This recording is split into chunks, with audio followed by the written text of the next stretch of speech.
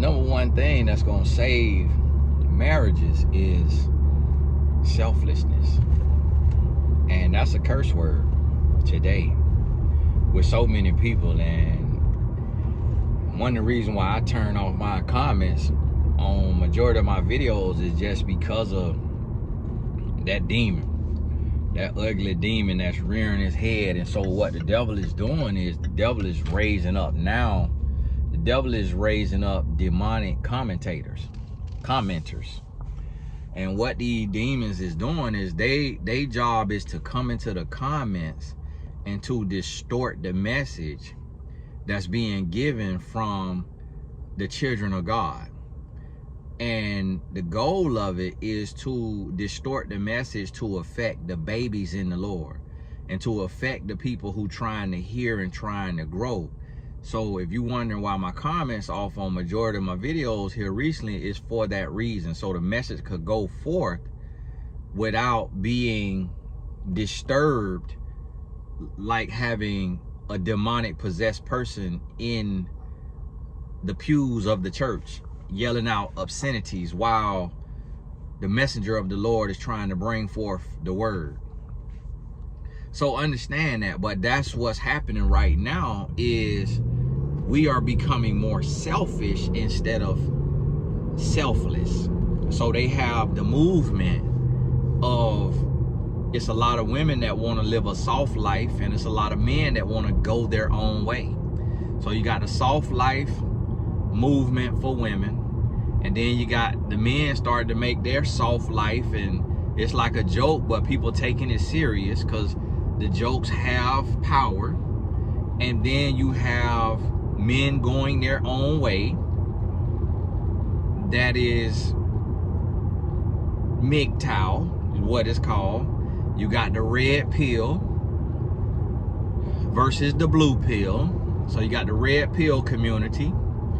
And basically what it is women saying, put ourselves first. And then men saying, put ourselves first.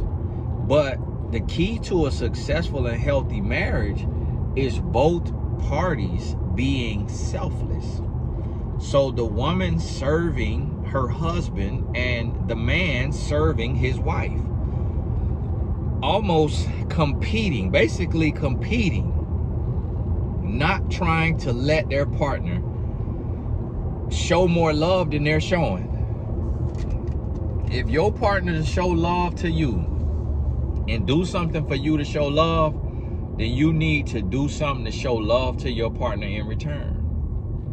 And you cannot let your partner go up with 2 acts of love to your 0. You got to even it out. And when you go up 2, 3, 4 acts of love to your partner 0, you got to express that to your partner and say, listen, I'm expressing love and I'm doing this, but I'm feeling empty, like you're not trying to. And they may make an excuse and you say, listen, I don't really want to hear the excuses. I'm telling you what I need in order for our marriage to remain healthy and for everything to work out. And if you want to be in this, let me know you want to be in this. And you got to have that level of communication. That is also being selfless. Because being selfish would be to not communicate and then to go find an outlet elsewhere. And we as humans are guilty of that as well.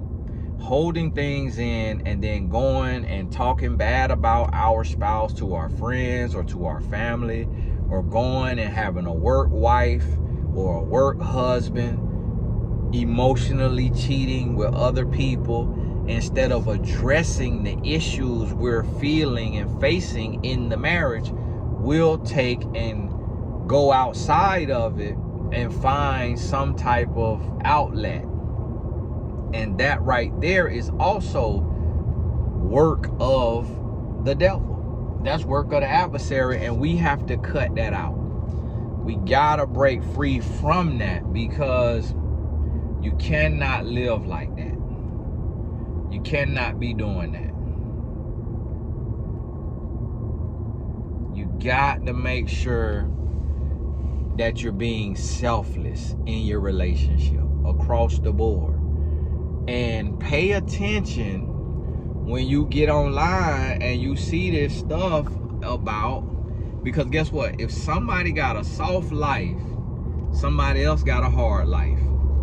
So if somebody has a hard life, if your husband have a hard life, if the husband have a hard life, in order to give the woman a soft life, then the woman should be giving herself a hard life in order to give her husband a soft life. So what I mean by that is, if the man is going out and he busting his butt and he working, especially if he in the hot sun or something, but he working and he coming home with that bacon, meaning he paying the bills and he devoted with the kids, then the woman ought to be figuring out what fills his bucket, what fills his love account. If he say he like home cooked meals, then the woman should be doing home cooked meals.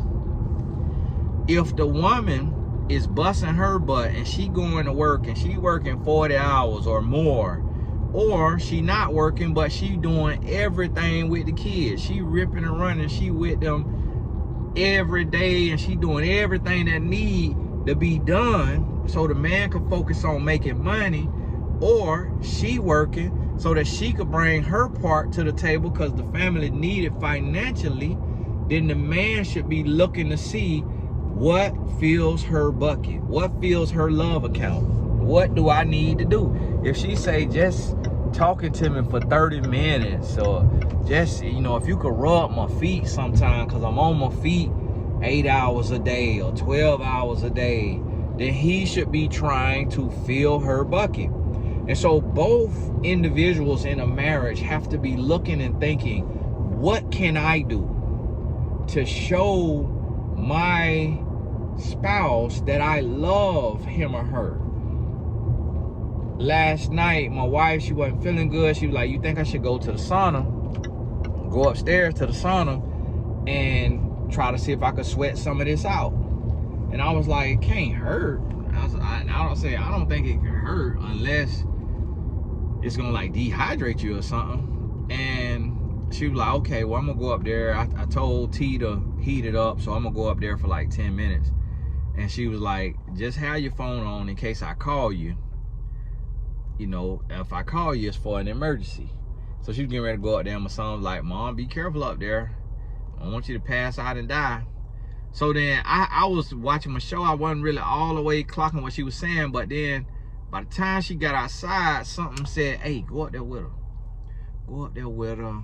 You know how she is when she get sick or whatever, and you know, she just go up there with her, sit up there, just show that extra care that, hey, I'm gonna sit up here, just make sure everything cool, because I know the gym AC is out, it's hot in here, then you get in the sun, it's hot. So she got in there, and she was in there about, 10 minutes or whatever, and then she got out, and she was like, you want to get in? I was like, nah, I already showered. She was like, well, you can shower again. So I was like, okay, if you insist. So I got in there, got me a good sweat. Got me a good old sweat. Got out, had a shower again, of course. But when we got back into the house, she was like, thank you for coming upstairs. That was really sweet of you. And so she registered it, she clocked it, and she made mention to it. She didn't just receive it, she made mention to it. And so I'm like, okay, that worked. It wasn't in vain. I did something, just took the extra mile, because we get lazy in our marriage as married couples, men and women. We find ways to get lazy, to take for granted, and to not do everything we could do. And we just get lazy, and it's not a good look. And we got to remember that selflessness is the glue to a healthy marriage. We got to get in that place. We got to get in that place, and we got to realize and understand that it's on us. It is on us to make sure that we showing the love that need to be shown. And you got to make sure that if your partner, your spouse, your husband or your wife start to do this, that you paying attention. So that, cause see, as humans, what we'll do is we'll get complacent now, and we'll just receive. But you got to make sure you paying attention. You got to make sure that you reciprocating. And if not reciprocating, that you're leading in love, meaning that you taking the initiative to show love first, and you giving that little bit of love now, and you doing what you could do. I'm noticing something right now as I'm thinking about it. I'm like, okay, my wife, she not feeling good, so 3, 4, 5 times she done kicked her feet up over on me. And I don't know if she just trying to say this physical touch, or if she trying to say, will you rub my feet? But she not really like an asking type person. She don't really like to ask for stuff. Last night she was like, will you massage my head? She rarely asks for stuff, and she rarely have to ask for stuff because I'm always doing it before she asks. But sometimes I just like for her to ask me too. I wasn't thinking about it, but I like when she asks me because it gives me the opportunity to serve, and also I know it's not her personality.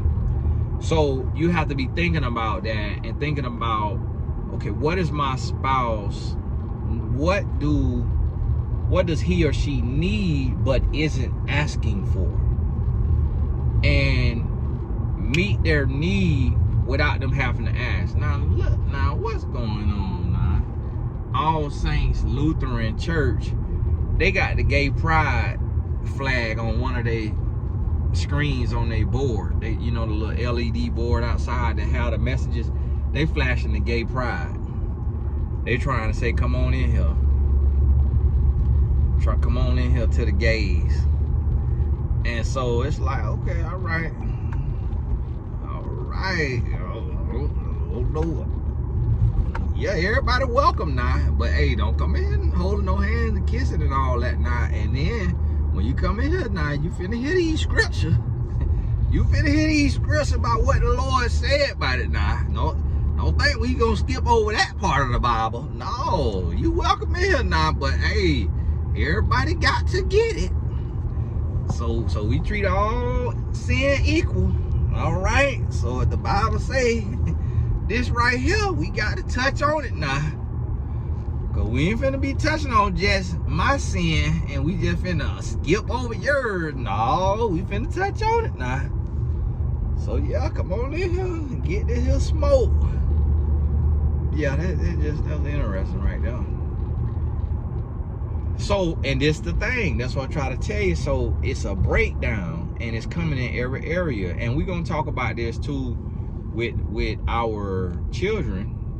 And we'll be touching on, I'll be doing some videos helping you recognize and realize what's happening with our children and how the devil's seeping in with our faulty parenting and some of our blind spots that the Lord has brought to my attention in the spiritual realm that's allowing the devil some room to seep in and to take advantage and to exploit. So hey, get this in your spirit now. Get this in your spirit, you know, realize and understand what's going on and start to think about this thing now. Start to think about this thing. And really be mindful. And you got to start every day in your prayer.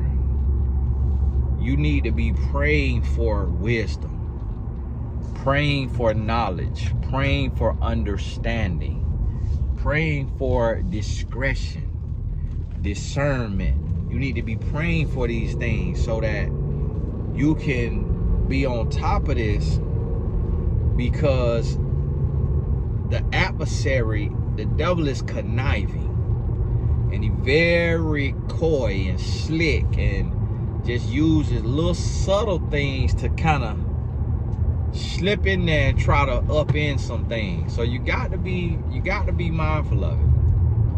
You got to be mindful of it, and you got to pay attention and listen. Where you are weak at, that's where you're gonna be tempted and tested. And when you start to get strong there, the test's gonna get stronger.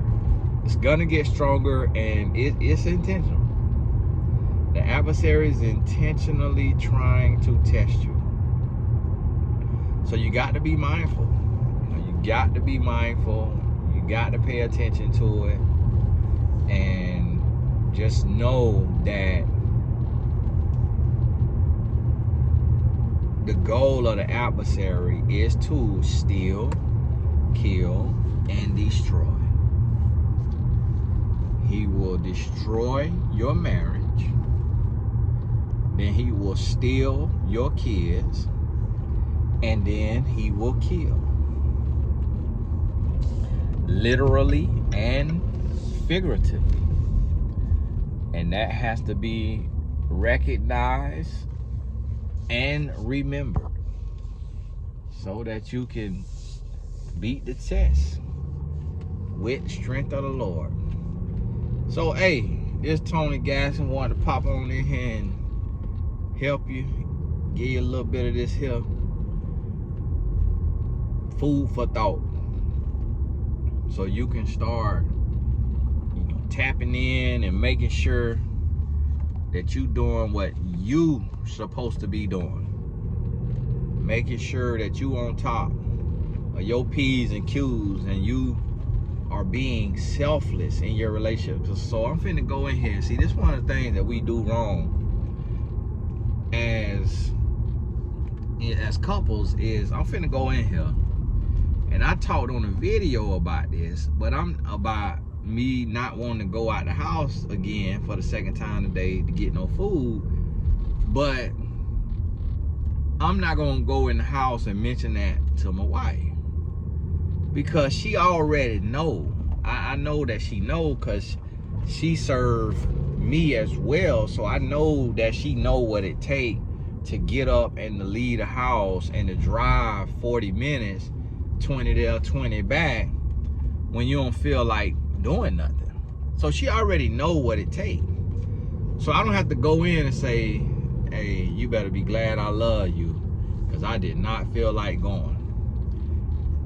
Because instead, what we need to be doing with selflessness is doing what we need to do, showing love without asking for praise, and without asking for kudos, and without keeping score, and without throwing it in our spouse's face. And then when they do it, if your spouse does it to you because they haven't matured to that level, then kindly say, hey, I sacrifice and do a lot for you, and I don't throw it in your face. I don't remind you of it. So I'm asking for the same respect. That's all you got to say. It don't have to be a 3-hour conversation. It don't have to be a 10-minute conversation. That's gonna ring loud and true. And they may say, you do throw it in my face. Remember when you said this? And say, yes, I used to do that, but I don't do that anymore. I have grown and I have changed, and I'm asking that you do the same. We got to be real and raw and direct in our relationship, because your marriage matters most, and your marriage is on the line. Nothing is worth ruining your marriage. Don't sweep stuff under the rug and allow the adversary the room to build resentment in your heart, or to build resentment in your spouse's heart. Call it out, address it, speak to it, so that there is no power that the adversary will have. Hey, this Tony Gas, I done made it to the house. Made a little less time this time, about 20 minutes. Listen back to this again. Sometime when I do these short videos, the goal of it is, because with our video, you might not get all the way through it.